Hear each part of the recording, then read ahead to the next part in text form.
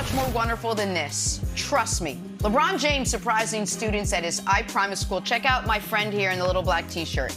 The kid goes great, loses his voice. He cannot handle it.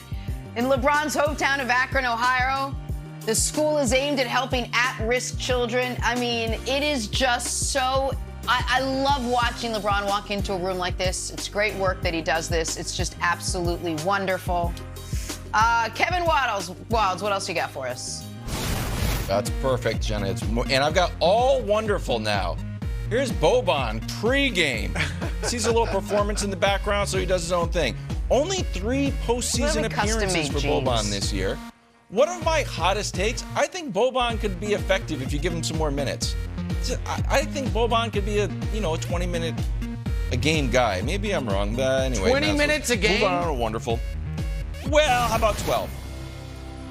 I'll take the under on 20. How about 12? 8? 12. Angels, Blue Jays.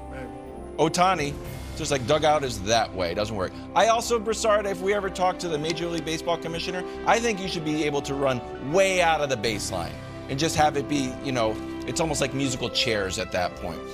Once we get Nick an MVP vote, I'm going to try to... I'll tell you that. Hey, why not? Blue Jays get the win 6-3. Moving on to the wonderful Tigers Guardians. Bottom of the 9th, Miguel Cabrera up the middle to win it. Then he hits the Conor McGregor on the way out. It's a little bit like the Antoine Walker. You just put your arms out a little bit further. Cabrera goes 3 for 4, batting 300. Tigers win, obviously. Moving on to the wonderful Phillies in Atlanta. Flying bat. Ooh, a great catch. Great This used to happen pretty often. Amazing catch. Perfect job. Phillies win it. That is 4-1, and that's a weird and wonderful from the national pastime. I like that weird and wonderful. Time to run the No Huddle. OTAs have kicked off around the league. As you know, these are optional for players. Lamar Jackson, who still does not have a long-term deal, opted to skip them. Ravens president Sashi Brown says he doesn't think there's any reason for alarm. I do, but nobody asked me. Broussard, is Lamar skipping OTAs a big deal? What you're going to say, or no big deal?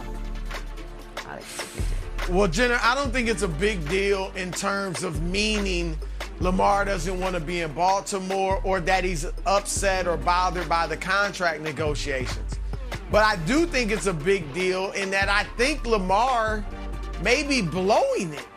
And I mean blowing it this entire offseason, mainly by not signing the lucrative long-term contract extension that, by all reports, the Ravens are just waiting to give him. All right, and reports, and even the owner of the Ravens have come out and said publicly, Lamar is so focused on winning a Super Bowl, it's almost like he feels like he's not worthy. That's a quote of getting the money. Like he wants to win the Super Bowl, then get the huge money. Sure, if he wins the Super Bowl next year, the contract will be much bigger than it would be this offseason.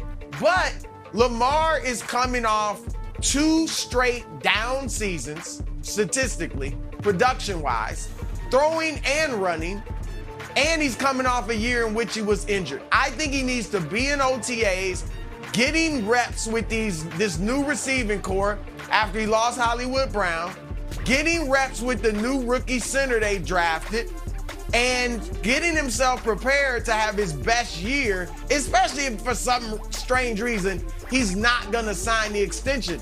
And Nick, I just think by not going to OTAs, I don't think the Ravens are totally upset, but it does create a little more tension in the organization and between the organization and Lamar, to the point that if he gets hurt next year and doesn't sign the extension, gets hurt next year, or his production continues to drop, then it's going to be easier for them to be like, you know what?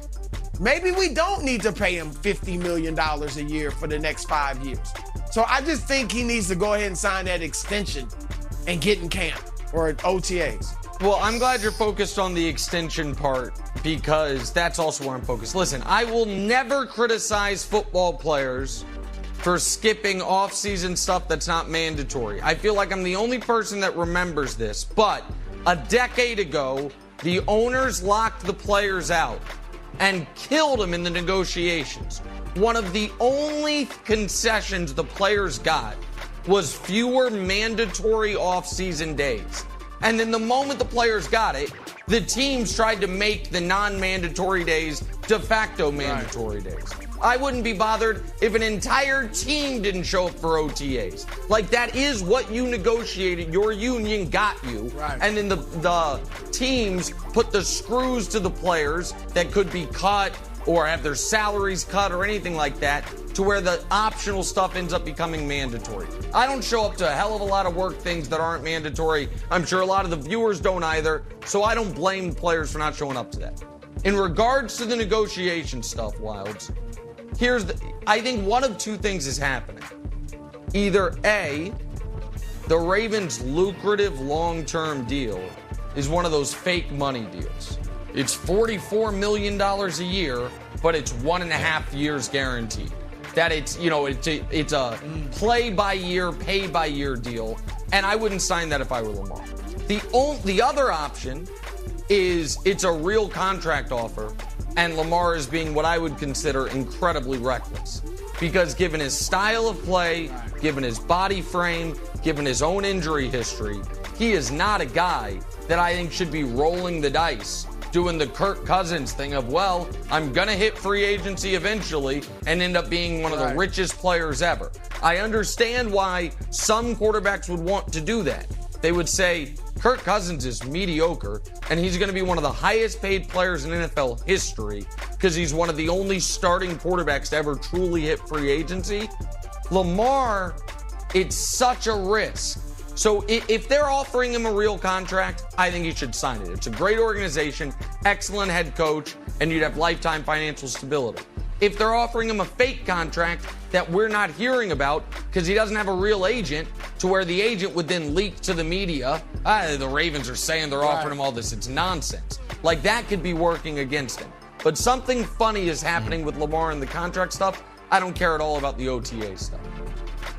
I care a little bit about the OTAs. And here's the thing. I made a nice little worry meter of how much I'm worried about people missing OTAs.